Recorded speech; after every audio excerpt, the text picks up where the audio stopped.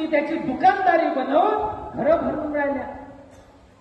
म्हणजे लाजा शर्म वाटत नाही. 15 वर्षात चळवळ नेस्तानाबूत केली. एक पंजाबवरून समार शीख चव्हाण कांशीराम नावाचा एक महापुरुष बनून पुन्हा आला आणि या कांशीराम साहेबांनी या चळवळीला पुढे नेण्याचं काम केलं.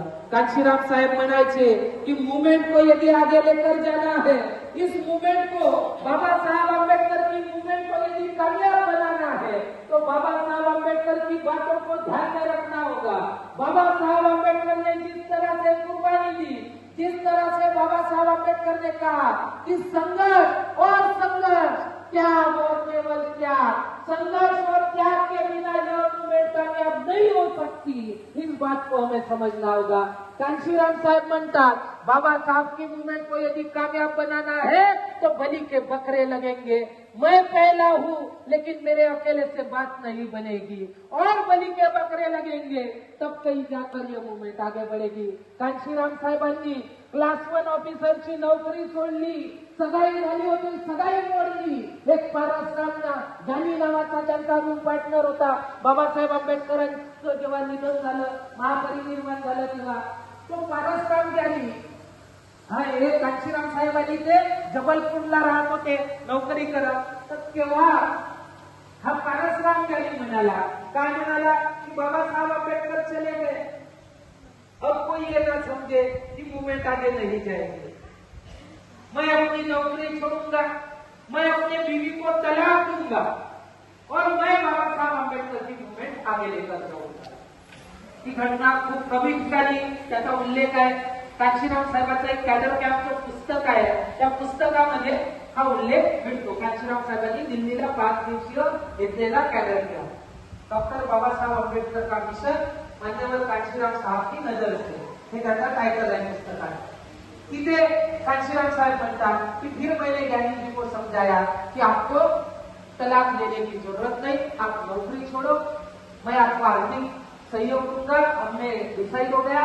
तो मेरे बहुत समझाने पर ज्ञानी जी ने तलाक लेने से मना कर दिया, लेकिन उन्होंने कसम खाई कि मैं मूवमेंट के लिए अपना कोई बच्चा पैदा नहीं करूंगा. हा तो काम करत राहिला. कांशीराम साहेब दर महिन्याला आपल्या पगारातून त्याला मनी ऑर्डर पाठवत राहिले.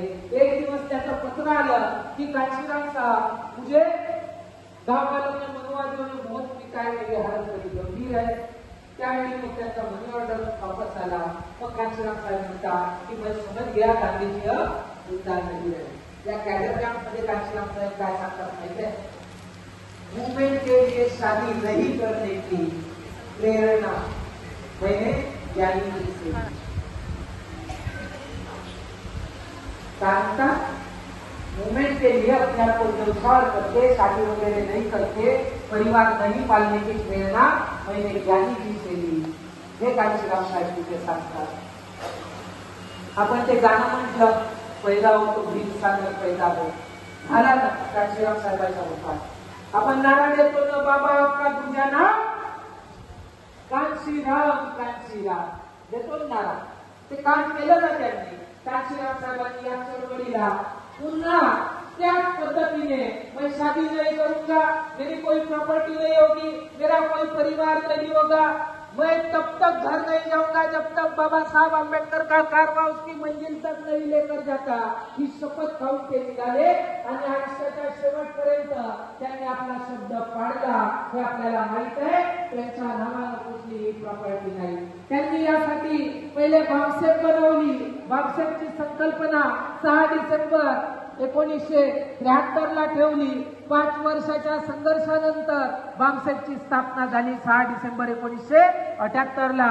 मग बामसेपच्या नंतर त्यांनी डिअस्को DRC बनवली आणि 14 एप्रिल 1984 बहुजन समाज पार्टीची स्थापना त्यांनी केली. 12 वर्षामध्ये त्यांनी या पक्षाला राष्ट्रीय पक्ष बनवला. बाबासाहेब आंबेडकर जेव्हा गेले त्यावेळी त्यांचा राजकीय पक्ष होता शेड्यूल कास्ट फेडरेशन. अनेक लोक म्हणतात रिपब्लिकन पार्टी ऑफ इंडिया हा बाबासाहेब आंबेडकरांचा पक्ष आहे. बाबासाहेब आंबेडकरांच्या हयातीत रिपब्लिकन पार्टी ऑफ इंडियाची स्थापना